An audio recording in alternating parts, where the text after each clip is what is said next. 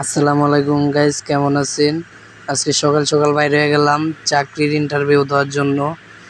অনেকেই বাইরে হয়েছে, আমি আর আমার ভাই বাইরে হয়েছি।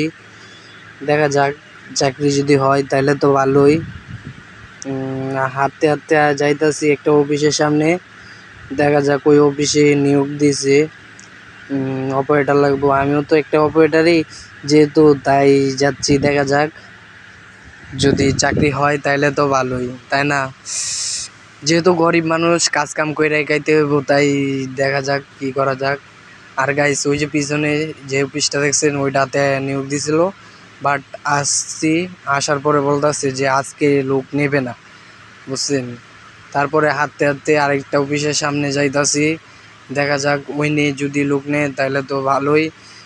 ইন্টারভিউ দিয়া যদি ঠিকই, তাহলে তো আরও ভালো, চাকরি বাকরি করে খাইতে পারমু। আর গাইস কি কমু, এই রাস্তাটা এত খারাপ দেখেন, ভাঙ্গা চিঙ্গা। আর আমি আমার বাসা থেকে অনেক দূরে এসেছি। দেখা যাক, যদি চাকরি হয় তাহলে তো কষ্টটা আর বিফলে যাইব না। আর দেখেন, এই জায়গায় আইসা পড়ার পরে দেখা যায় অনেক লোক এসেছে, এরা সবাই বৈশাল হয়েছে চাকরি নেওয়ার জন্য। চাকরি যদি হয় তাহলে তো ভালোই।